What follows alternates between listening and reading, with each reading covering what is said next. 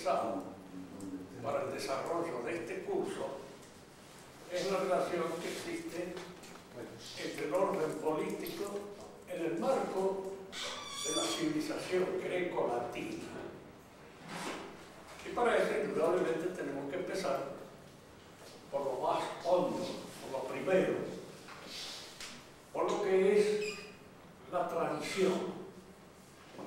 Fíjense que nosotros a veces podemos recurrir a un diccionario para saber lo que de la tradición se dice. Generalmente el diccionario es muy parco, apunta a un aspecto de esta concepción muy debatida hoy en día, porque hay muchas, diríamos, grupos humanos encontrados en torno a esta idea de tradición. Esta idea, en alguna medida, aparece más fuertemente acusada en la época moderna, recientemente, con los tradicionalistas gnósticos que pusieron de moda el término de tradición, y especialmente el de tradición esotérica, haciendo hincapié en un aspecto de la tradición que no es todo ella. La palabra significa siempre la transmisión de algo, de un conocimiento, generalmente que se sucede de una generación a otra. Pero esta palabra requiere un análisis para poder apreciar aquellos elementos que la constituyen intrínsecamente. Pues no todo conocimiento es tradicional. Hay conocimientos que son tradicionales al principio, en el comienzo, pero en la medida en que uno va desarrollando su saber y va aclarando su contenido, la tradición va dejando paso al conocimiento propiamente tal, a lo que se sabe. Por eso se dice siempre que la tradición es un conocimiento que se funda en la autoridad, pero al mismo tiempo que es provisorio, hasta tanto se vea cara a cara. Es decir, hasta tanto el conocimiento nos afecte de una manera total y completa. Pongamos, por ejemplo, que siempre en la enseñanza, especialmente en la enseñanza primaria, la enseñanza se ejerce por autoridad. El maestro le dice al chico que la Tierra gira en torno a su eje y que tiene un movimiento de traslación alrededor del Sol. Y el maestro a veces está en condiciones de poder probarlo, por eso tiene que tener ciertos conocimientos matemáticos, físicos, cosmológicos, que no todos los maestros lo tienen. Diríamos que la mayor parte de ellos no lo tienen. Y lo enseñan porque así lo han recibido. Y a su vez los transmiten fundados en la autoridad de aquellos que se lo enseñaron. Y el chico lo recibe bajo la autoridad del maestro. Dará mucho más adelante, cuando esté en condiciones de percibir cuáles son los elementos sapienciales que fundamentan esta idea, es cuando ya el conocimiento deja de ser tradicional y se convierte en un saber. Conocimiento, entonces, de tradición se funda en la autoridad. Había una discusión en la época de Pascal mismo sobre la posibilidad de fundar todo conocimiento en la autoridad, porque existía entre muchos pensadores perezosos de la época la idea de que ciertas cosas dichas por los antiguos eran indiscutibles. Depende de qué es lo que se diga.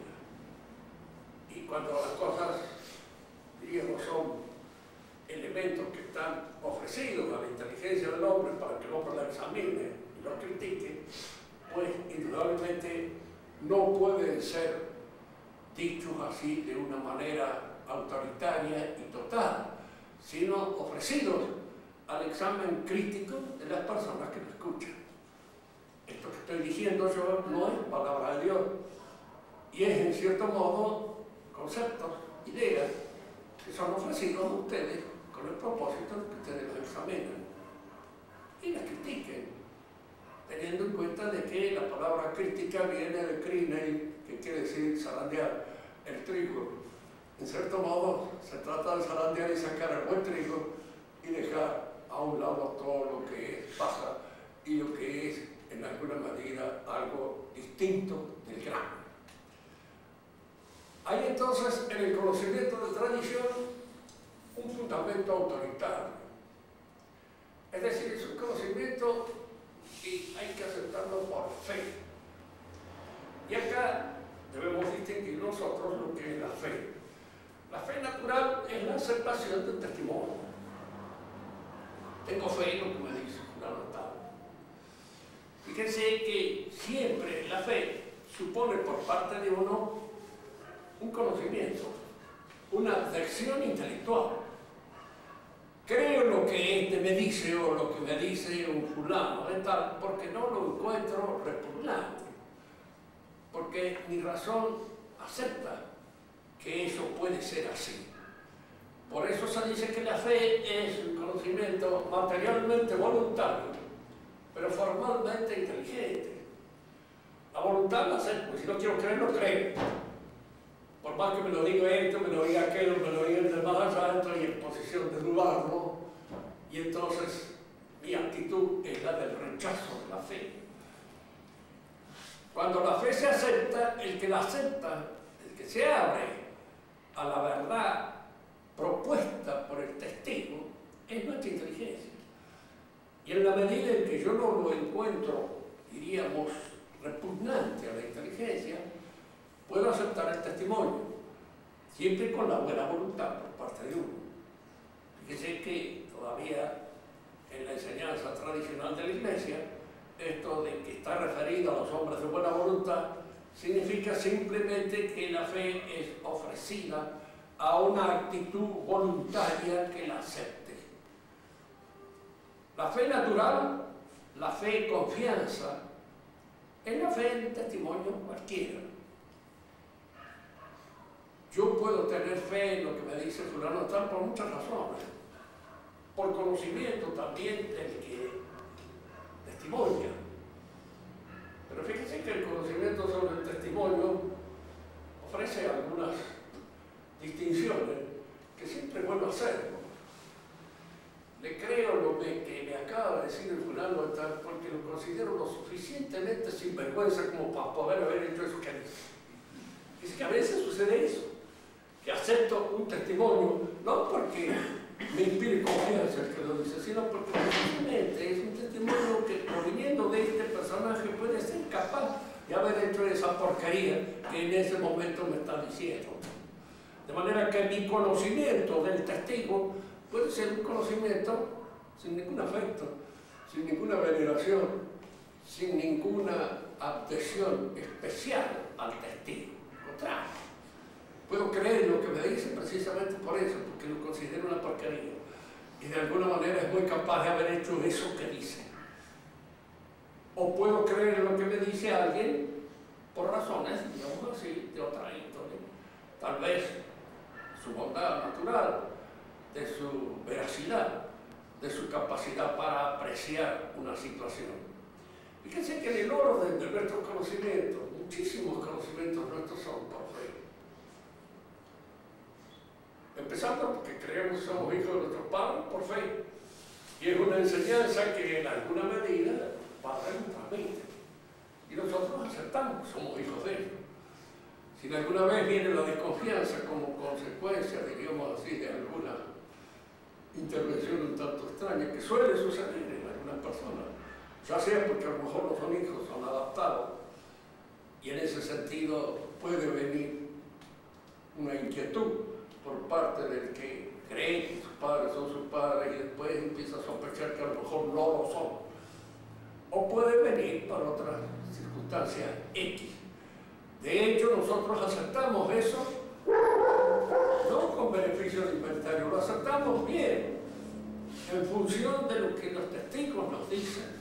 Y en función de esos testigos, nosotros partimos de ese conocimiento, que a veces es un conocimiento del cual no tenemos la menor duda, ni se nos ofrece la menor duda.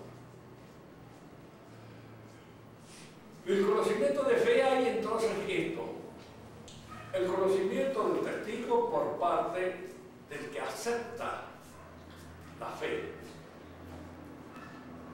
Ahora, este conocimiento del testigo tiene una cosa muy distinta cuando la fe ya no es la fe natural o la fe confianza, sino la fe sobrenatural.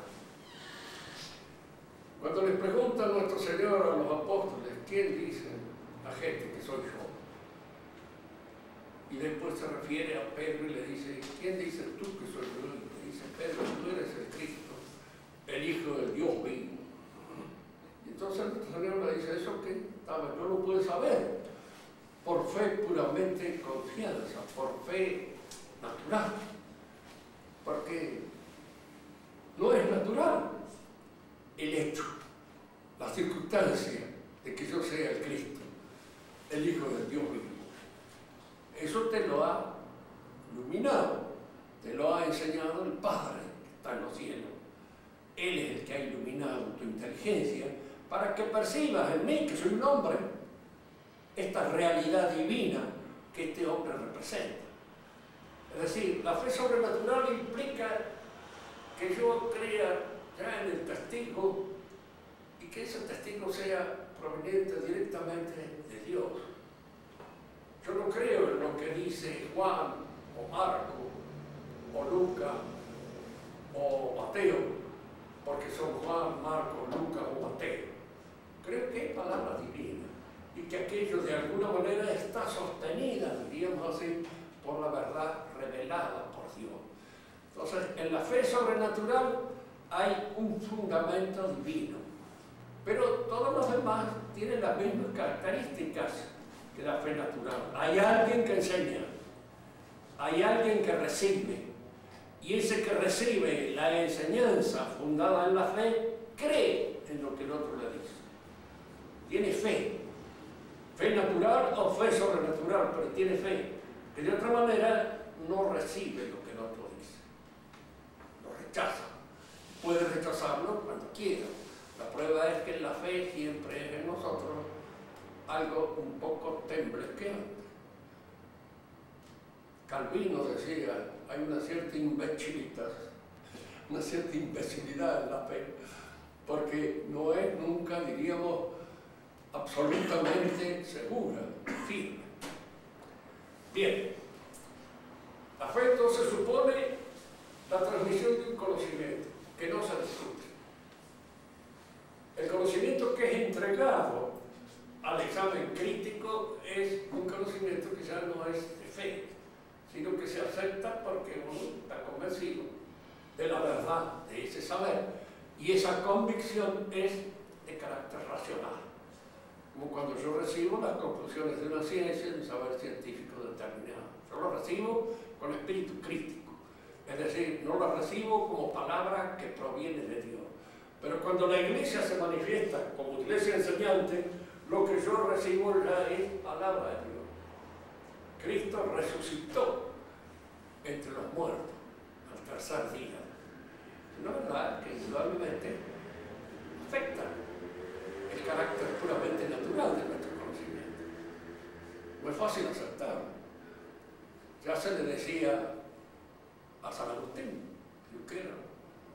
¿quién puede creer, dice, que un muerto resucite entre los muertos? ¿No es cierto? Es raro. Es difícil. Pero y que todavía haya, dice, 12 personas que se lo hayan hecho creer a tanta gente, dice, es más difícil todavía aceptar. Dice, pero existe. Esas personas que lo han hecho creer y lo han propagado por todas partes.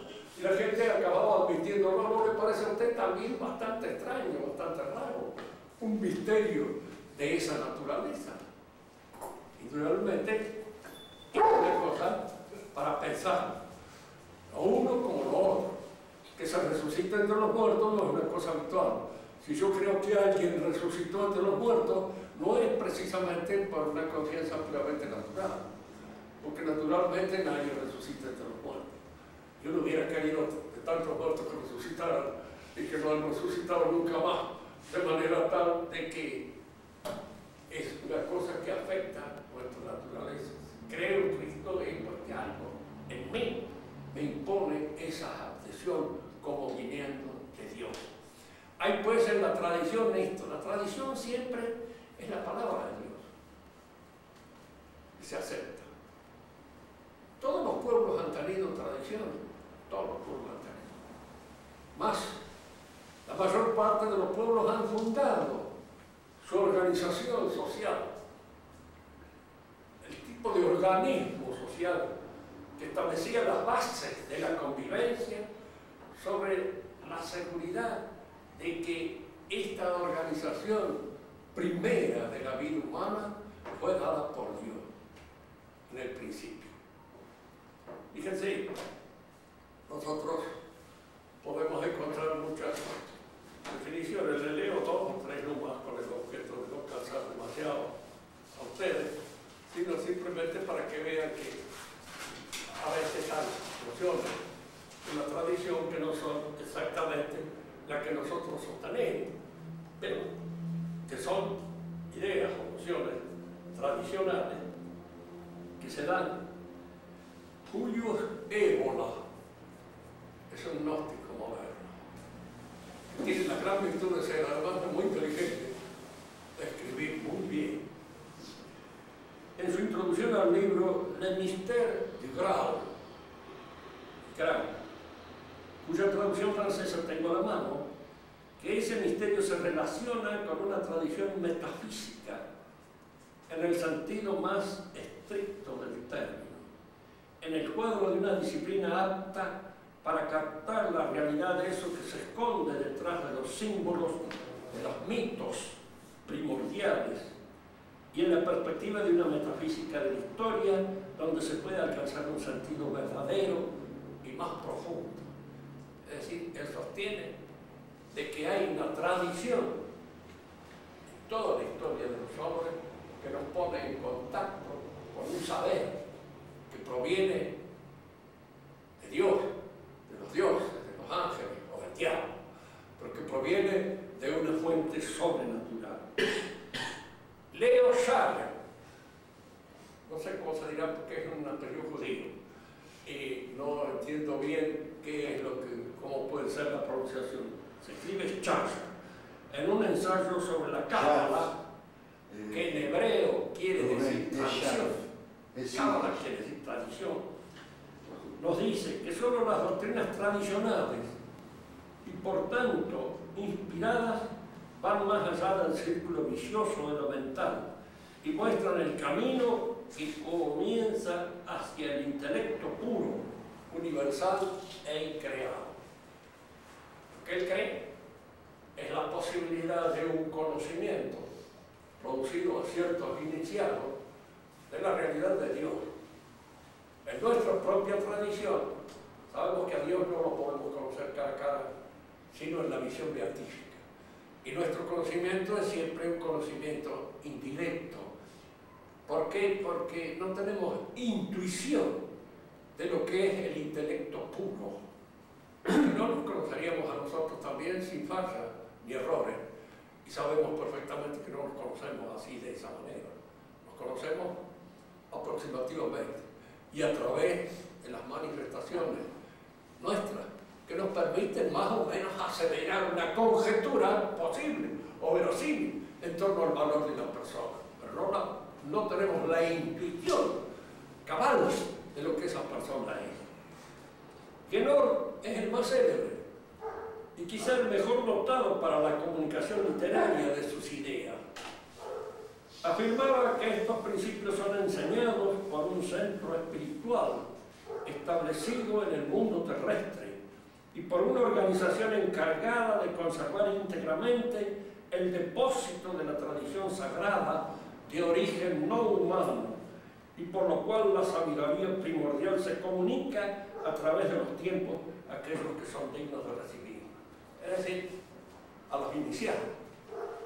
Fíjense que hay acá una idea que no siempre habla de las iniciaciones y probablemente él hable de su propia iniciación en estos conocimientos. Es curioso advertir que de esos conocimientos no nos da ninguna prueba.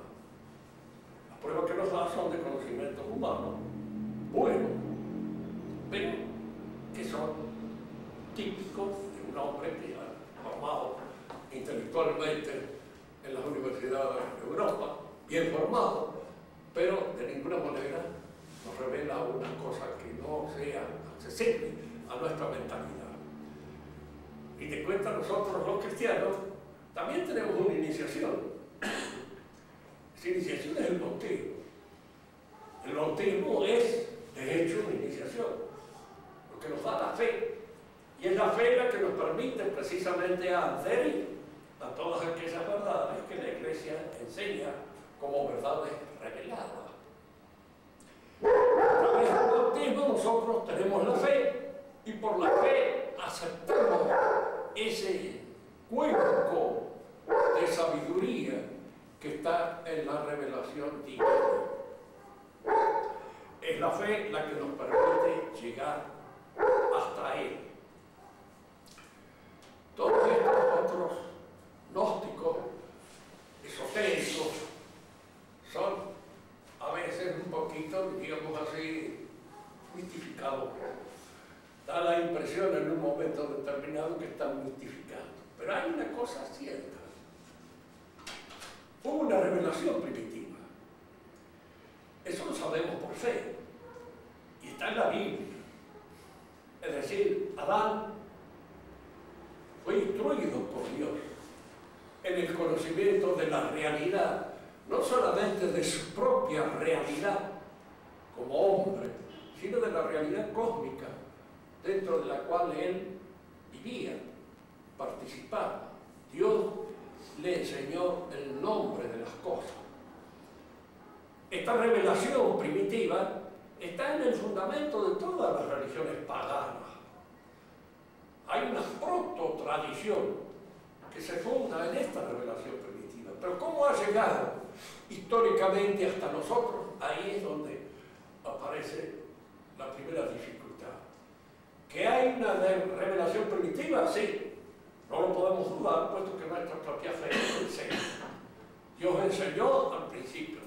¿Qué queda de esa revelación primitiva? Pues quedan restos, rezagos, a través de ciertas costumbres religiosas, litúrgicas, símbolos de carácter religioso, los mitos. Siempre en los mitos hay algo que puede ser eco de una revelación primitiva. Tomemos un ejemplo cualquiera, el mito por el cual Platón dice que los hombres estuvieron en una situación muy superior a la que actualmente poseen. Eran como dioses, vivían en el mundo de lo puramente espiritual, como consecuencia de una prevaricación producida precisamente por la intromisión de un espíritu, Prometeo. Es que los hombres caen y descienden a esta relación con la corporalidad, a esta relación con el cuerpo. El verdadero sentido ahora de la vida está en una liberación de esa sujeción. Hay acá en este mito establecido por Platón ecos de la pérdida del paraíso original. Es un eco que indudablemente sufre una interpretación que altera el sentido auténtico de la revelación tal como ha llegado a nosotros. Pero el eco se advierte, está allí. La aparición de un espíritu que ha engañado a los hombres también está. Este espíritu es Prometeo, él no lo considera así un demonio en el sentido en cómo nosotros entendemos este término, como un espíritu malo o malvado. Él lo considera más bien como un amigo y un cierto bienhechor del hombre.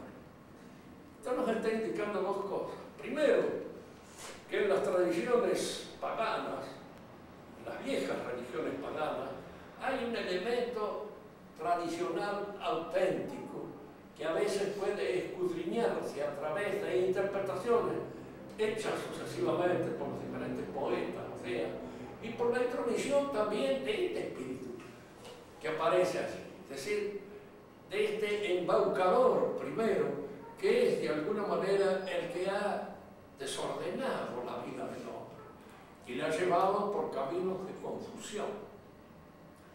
¿Qué es lo que nos revela a este propósito a nosotros la enseñanza de la etnología?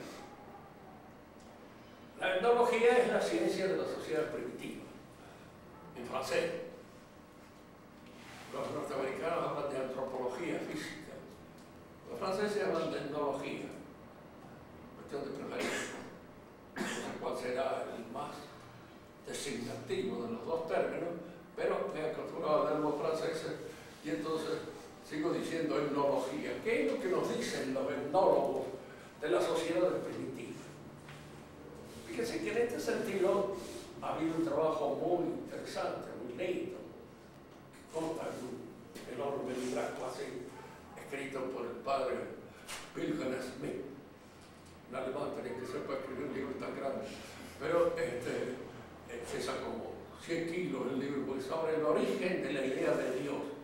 Entonces examina todo el trabajo de los etnólogos en la época en que él le tocó escribir, porque los etnólogos han seguido trabajando y hay muchas cosas que probablemente han cambiado un poco el rumbo de sus intereses. Pero ellos advierten este hecho.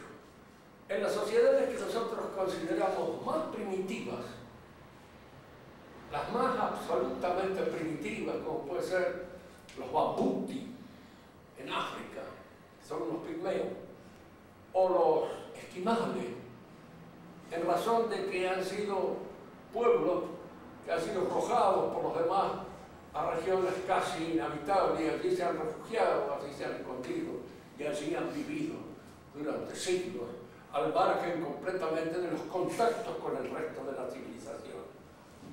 ¿Cuál es el tipo de religión que sostiene? Y es curioso advertirlo, porque esto ha llamado la atención incluso a veces de los misioneros, que es muy parecida a la nuestra. Es decir, ellos consideran que el hombre fue puesto en un lugar de felicidad en el principio, que le fue dado la relación con la mujer, no de tipo orgiástico, sino precisamente monogámico. Las civilizaciones más primitivas son monógamas, son monoteístas, no como se creía en un principio que eran animistas, luego politeístas y por último monoteístas, como una especie sucesiva de progresiva iluminación con respecto a la naturaleza de Dios. Pero tal cosa no existe. Que en primer lugar, la mayor parte de las civilizaciones más primitivas, más antiguas, más tradicionales que se encuentran son monoteístas. Y hay en ellas algunos que llaman la atención por la bondad de la gente que es educada en ese ámbito tradicional. Aquí hay un etnólogo alemán, Mohr, que nos dice una cosa que es interesante. Algunos pueblos son muy bondadosos, en función precisamente de los principios religiosos a los que adhieren. En cambio hay otros que son espantosos, hermanos, horribles. Y él habla así, en América había algunos que ha conocido, bondadosos y otros, de una maldad increíble. No hay en ellos absolutamente verdad. Son falsos, mentirosos, hipócritas, malvados, en todo sentido. Y adhieren, de hecho, diríamos así, a una técnica para adquirir, digamos, la benevolencia de los dioses, que son malos, peores que ellos, más malvados todavía, y a los cuales la única técnica de adhesión posible es a través de eso que se llamó la magia. Aquí hace una distinción entre la magia y la religión. La religión es teocéntrica, tiene como centro a Dios. Y en cierto modo los hombres adhieren a aquellas cosas porque provienen de Dios. Y la magia es antropocéntrica. Y en cierto modo está alimentada por el concurso de seres sobrenaturales, demoníacos, que afectan y se manifiestan a nosotros. Es curioso a veces, cuando uno lee estas cosas, tener que enfrentarlas a veces con un espíritu moderno. Porque el hombre moderno cree que el primitivo es un imbécil, y que es una especie de animal que está recién saliendo del sueño animal en el cual estaba acostado y que parpadea al descubrir en parte la luz del conocimiento, del saber. Pero esta explicación zoológica del hombre, muchas veces lo hemos dicho en otras oportunidades, acá no tiene fundamento. Se funda generalmente en un conocimiento inexacto de lo que es un instinto. Supónganse que para Freud, por ejemplo, tomémoslo porque él habla del origen de la civilización y del origen de los pueblos. Hay libros, escribió varios libros, Totem y Tabú, La Gran Ilusión, la civilización monoteísta o el inicio de la religión monoteísta, en donde él trata de dar una explicación puramente instintiva de la aparición de estas civilizaciones. Entonces él dice que los hombres en su época primaria vivían en hordas como los monos, como los caballos salvajes que viven también en hordas. Y en estas hordas el padre, violento, fuerte, que se imponía a todos los demás, echaba a todos los varones concurrentes que podían nacer dentro de la horda y se quedaba con todas las mujeres que había en la horda. Los hijos echados, expulsados de la horda, se agruparon un día, se pusieron de acuerdo, lo atacaron al padre y lo mataron. Y al matarlo, luego lo recordaban siempre, permanentemente, porque el padre asumió en su imaginación una potestad que no había tenido nunca antes. Entonces, a través de un animal, el totem, que ellos sacrificaban todos los años, recordaban el sacrificio del padre. Y entonces manducaban el cuerpo del totem. Fíjese que es una explicación incluso de la misa, es una explicación a través de las cuales nosotros manducamos el cuerpo de nuestro Señor Jesucristo en rememoración de ese crimen ritual que aparece en el principio de todo esto. ¿Y cuál es el punto de esta explicación? Primo, ¿de dónde sacaré que los hombres vivían en hordas? Y si era cierto, ¿por qué esas hordas humanas no eran como las otras hordas de los gorilas y de los caballos salvajes, que no tienen ese problema? Yo conozco el comportamiento de los caballos abandonados a su suela, instintivos, porque lo he visto, se tropillan. Tienen un grupo de cepas y nada más, y luego echan a los hijos y a las hijas, las echan, forman otro grupo, otra tropilla, pero de ninguna manera se quedan ellos monopolizando todas las hembras que existen dentro del grupo. No, las cosas no existen. Primero.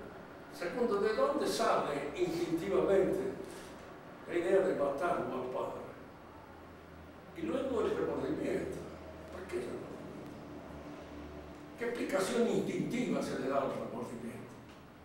¿En qué instinto se funda? Si el instinto nos lleva a la muerte del padre por razones de recuperación de las hembras, muy bien, podría ser. Así el instinto no funciona muy bien porque en todas las otras hordas hay un orden instintivo que se cumple. En esta no, hay un orden instintivo que no se cumple. Y aparece un elemento, diríamos así, perturbador del instinto. Y este elemento perturbador del instinto es el que crea, primero, la idea del tabú. ¿De dónde sale? El instinto puramente sexual. La idea del tótem. ¿De dónde nace? La idea del remordimiento, ¿de dónde nace? Estas cosas no las explican. De ninguna manera son explicadas desde el punto de vista puramente instintivo. En muchas oportunidades hemos hablado también aquí de la explicación que da Marx de esto. Marx cree que el hombre es un individuo que se distingue de todos los demás animales por su trabajo sobre la realidad. Fíjense que los castores también trabajan sobre la realidad y hacen diques y de alguna manera mejoran la situación del agua de un río en su provecho para instalarse en su casa. Bien. Pero lo que no se entiende en esta tendencia economicista del hombre, si fuera instintiva, ¿por qué hay tantos desarreglos económicos? ¿Por qué los ladrones? ¿Por qué los agiotistas? ¿Por qué de alguna manera los aprovechadores? ¿Por qué los usureros? ¿Por qué el corralito? ¿Por qué muchísimas cosas de estas que indican a la lengua de que acá no es un instinto que funcione de una manera como funcionan los instintos, de una manera fija, claro? Entonces hay algo en todos los movimientos instintivos del hombre que no es instintivo. Eso es lo que queremos hablar. Es decir, hay algo que perturba el funcionamiento de los instintos.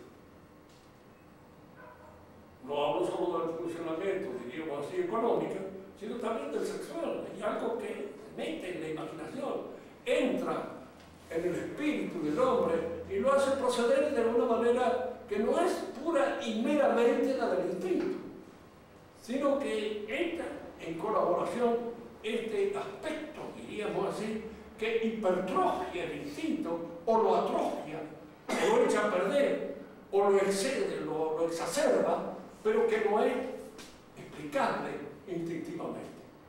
De manera que una explicación puramente instintiva o zoológica del origen del hombre es absurda. Lo que nosotros recibimos siempre de los hombres es que el hombre desde el principio recibió una enseñanza. Y que esta enseñanza le dio el nombre de las cosas. Y que esta enseñanza en alguna medida está rezagada, escondida en muchas de las imágenes, de los símbolos religiosos que han tenido casi todas las religiones paganas. Fíjense que nosotros las religiones paganas no saben casi nada. ¿Qué era Júpiter para los romanos? ¿Qué era Marte? ¿Qué era Quirino? ¿Qué eran cada uno de estos dioses? Efectivamente creían que eran dioses independientes, no manifestaciones de un solo Dios. Hay muchos que creían que eran manifestaciones de un solo Dios. El Dios que creaba el derecho, Júpiter. El Dios del Padre, el Dios de la guerra y el Dios del gobierno. Y es curioso advertir muchas veces cómo estas designaciones se introducen en un pueblo y lo van creando. Roma tenía 3 dioses. Aún antes de que Roma fuera lo que fue. Era una aldea cualquiera. Y el derecho romano era simplemente el derecho fundado en la religión de estos hombres que vivían allí, en Roma. Y ya tenían como Dios al Padre del derecho. Es curioso que este pueblo que da nacimiento al derecho, que funda el derecho, y el derecho es el derecho romano, y de ahí surge todo otro derecho, ese pueblo tenía como Dios al Padre del derecho, antes de que tuviera, porque es con posterioridad como el derecho romano se va desprendiendo de las adhesiones puramente religiosas de la religión del pueblo, de la religión de este pueblo, y se va convirtiendo en una esfera de juridicidad universal y válida para todo el mundo, para todo. Al mismo tiempo, el otro Dios que tiene es Marte, aún antes de que hubiera ganado ninguna batalla. Porque los romanos es curioso, cuando uno examina un poco la historia de Roma, se da cuenta de que la mayor parte de los grandes hombres romanos no fueron tan grandes como parecen. Eran bastante comunes. Hay que esperar el advenimiento de César para encontrarse con un hombre de un tamaño forzosamente poderoso, grande. En ese momento no. Le ganan la guerra a los mejores generales que había en aquella época. Piro, uno de los mejores generales griegos. Ganó todas las batallas, pero perdió la guerra. ¿Por qué? Porque los romanos lo seguían al pie, hasta que apretaron y se tragaron toda la sangre del ejército contrario. Porque estos hombres, en su medianía, tenían una constancia, tenían una perseverancia, tenían una insistencia en sus cosas que los otros carecían. Mismo Piro lo dijo: si sigo ganando las batallas de este modo, voy a perder la guerra. Dijo: porque al final estos me van a vencer a fuerza, diríamos así, de constancia y de mantenerse perennemente en la lucha. A la vez, el gobierno del mundo. Los romanos obtienen el gobierno de todo lo que es el mundo habitable en aquella época.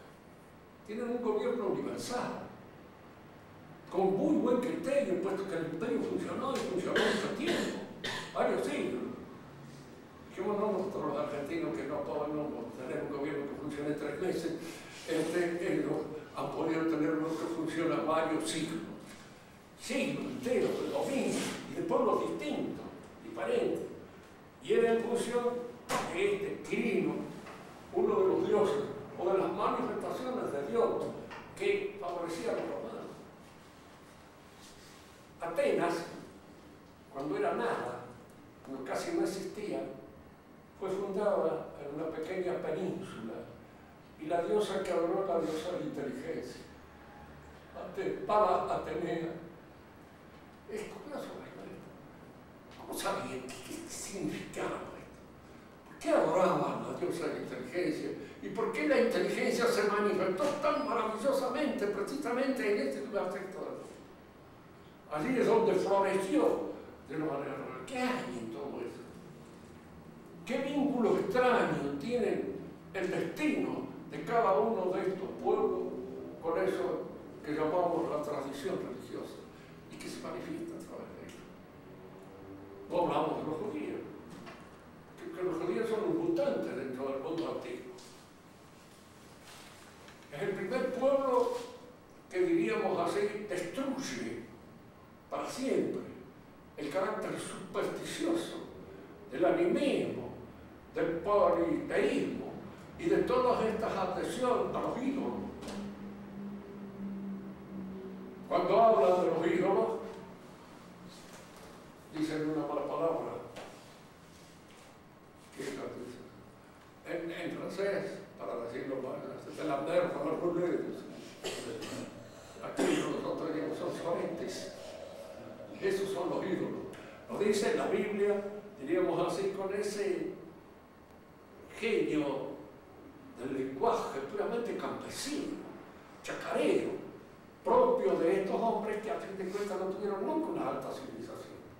Y llegaron a un concepto de lo que es Dios y de lo que es el fundamento espiritual de toda la realidad, como les costó a los griegos muchísimo alcanzar algo medio parecido, y que nunca en ningún momento llegó a tener la plenitud que tuvo entre los judíos, entre los israelitas. Que acá hay que hacer siempre una aclaración. En primer lugar, dentro del pueblo de Israel, los judíos eran los descendientes de Judá. Y posteriormente, cuando nuestro Señor habla de los judíos, habla de todos los que se le ponen en contra. Pero no los que adhieren, que también son israelitas. Fíjese en las cartas de San Pablo dice: yo que provengo de los judíos, porque había luchado contra nuestro Señor Jesucristo. Y en la carta que se refiere a los israelitas, en la carta a los hebreos, lo dice al judío. ¿Por qué? Porque hay una pequeña distinción. Los judíos empezaron a llamar así fundamentalmente en función de la oposición que hicieron al Señor, porque no aceptaron, diríamos, el mensaje de Cristo. Y no lo aceptaron, lo he dicho muchas veces, pero conviene tenerlo siempre presente, porque el mensaje de Cristo no se dirigió al pueblo organizado de Israel. Era el pueblo organizado, es decir, pueblo organizado queremos decir con sus jefes a la cabeza. Bueno, eso es lo que querían, que la iglesia se fundara en ese pueblo. No. Cristo dijo que hijos de Abraham podían hacer Dios de las piedras, y eligió a él y a aquel para fundar su iglesia. Pero no la fundó sobre el pueblo, sobre la organización del Sanedrín. Fue lo que nos enojó fundamentalmente. Lo que dijeron, no puede ser el Mesías, porque el Mesías tiene que tomar al pueblo elegido y llevarlo a ese estado de cumbre en el que el pueblo elegido está destinado. Fíjense que ellos en parte son la tradición y siguen siendo un misterio, incluso para aquel que analice la historia con los ojos más absolutamente racionalistas que pueda haber descubierto. Se mantienen todavía, a pesar de que han desaparecido todos los pueblos más importantes que ellos de esa época. Ellos están ahí, son el testigo que están ahí. Y si yo quiero que quede, ¿a ti qué? Yo quiero que quede, que estén presentes hasta el final, hasta el momento en que el mundo se termine. Estarán. Y son, diríamos así, el testigo ex negativo. La tradición entonces es siempre la palabra de Dios. Nuestra tradición es lo que vamos a empezar nosotros para después poder ensanchar un poco esta noción. El Papa es el encargado de cuidar, de administrar la fe que se le ha dado en depósito. Y cuando el Papa se separa de la fe que se le ha dado en depósito, ¿qué pasa? ¿Hay en el Evangelio algún ejemplo? Sí. En el mismo Mateo, cuando nuestro Señor le dice a Pedro, tú eres piedra y sobre esta piedra fundaré mi iglesia, porque Él es el primero en decir de todos los apóstoles que Él es el Cristo, el Dios mismo. Pero después nuestro Señor les habla que va a ir a Jerusalén y allí será prendido y probablemente sacrificado. Pedro lo llama aparte y dice, no, ¿cómo va a suceder eso? ¿Qué le dice nuestro Señor? Va a haber retro Satanás, le dice así. Eres confusión. Dice, porque en este momento lo que en ti se manifiesta es el espíritu del mundo, el espíritu de la carne. No entiende lo sobrenatural. Al principio, cuando lo designó en forma clara y precisa como jefe de todos los demás, el que mantiene era porque se había pronunciado en favor de ese orden sobrenatural que Dios viene a imponer en su iglesia. Y luego lo rechaza y le dice, pero de una manera bastante dura, va de reto Satanás, eres para mí, digamos así, una piedra de escándalo, de tropiezo, porque no obedeces en este momento a lo que debes obedecer, que es al cuidado precisamente de esto que te he dado para que administre y no para que haga lo que se te dé la gana. Está en el Evangelio. Y en el Evangelio las cosas no están de gusto. ¿Por qué esta contradicción y por qué este reto a Pedro? Porque eso va a suceder muchas veces a lo largo de la historia. Y va a suceder en esta época con más, diríamos, escándalo para todos. Porque es este momento en que Pedro, dejándose llevar por los intereses puramente mundanos de la iglesia como organización mundana también, porque al fin está en el mundo, él se deja llevar por esas cosas y no sostiene no mantiene la verdadera palabra de Dios, que es la tradición. ¿Alguna pregunta? Algo que no haya quedado muy claro. Había respecto al derecho dos cuestiones. Una tradicional, la pelvis, y la otra se llamaba la dique, que era la justicia, pero la justicia ya concebida como una organización de los hombres. Porque aquí hay que distinguir dos cosas que a veces los abogados harían bien en distinguir. La diferencia que hay entre legítimo y legal. Legal es lo que está de acuerdo con la ley positiva. Y legítimo con la ley natural de Dios. Así, por ejemplo, el divorcio de nosotros es legal, pero no es legítimo. La verdad, no es legítimo. Todavía más hay otro término que entra también en la composición del derecho, que es interesante. Leal. Leal viene de legal.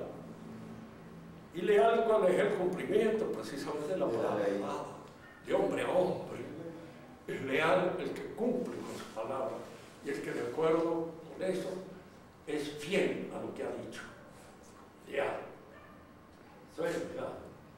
Por ejemplo, hay muchas cosas que, claro, sobre la vida de uno pueden ser legítimas, pero pueden ser legales, pero no legítimas. Y a la vez hay cosas legítimas que a veces no son legales, no están establecidas por la ley positiva.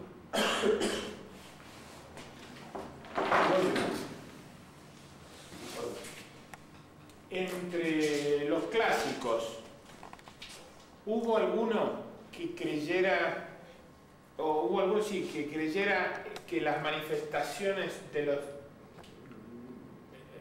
que los distintos dioses eran la manifestación de un dios? ¿Llegaron a ese conocimiento? Aristóteles llega desde el punto de vista metafísico, que es distinto, ¿no es cierto? Pero sucede esto. Con Sócrates empieza una indagación, que es la filosofía, ¿no es cierto? Una indagación para saber qué es lo que efectivamente es propio de los dioses y qué es lo que han añadido y han corrompido el traditum primitivo, los poetas y los hombres que lo han manejado un poco a su manera, a su antojo. Fíjense que el objetivo de la filosofía es eso, aclarar racionalmente qué es el tradito. No lo logran, por supuesto. Y como ellos no tenían, como tenemos los cristianos, una institución que es la que debe guardar el tradito, que ahora desgraciadamente no lo guarda. No. Pero, en fin, siempre existe la reacción por parte de los creyentes para que el traditum se guarde. Los que nos llamamos tradicionalistas es con ese propósito que nosotros insistimos. Por eso nuestro objetivo es que la Iglesia vuelva a su principio, a su cauce. Nada más. Cuando algunos por ahí nos dicen, bueno, pero ¿qué es lo que ustedes pretenden? Eso. Que la Iglesia vuelva a su cauce. Que el Papa sea Papa, mande como un Papa y de alguna manera defienda la fe que debe defender. Pero ¿quiénes son ustedes para decir que el Papa no la defiende? Bueno, somos los creyentes. ¿Rezamos el credo? Sí. ¿Y por qué rezamos el credo? Porque tenemos que defenderlo. Y porque en cierto modo nos hacemos responsables de eso que decimos que creemos. Bueno, si somos cada uno de nosotros responsables de eso que decimos que creemos y vemos que eso es alterado por las autoridades encargadas de defenderlo, ¿cómo no lo vamos a decir? Ustedes están cambiando esto, lo están modificando. En la introducción de que no vamos a hablar del liberalismo dentro de la Iglesia. Porque el liberalismo es la herejía por antonomasia, la que surge desde el comienzo. ¿Por qué? Porque es la exaltación del juicio personal sobre el juicio de la Iglesia. Fíjese que el liberalismo empieza con el protestantismo. y aparece ya como una cosa política que se contagia a los demás pueblos no protestantes a partir de los protestantismos y de los protestantes, a partir de ellos.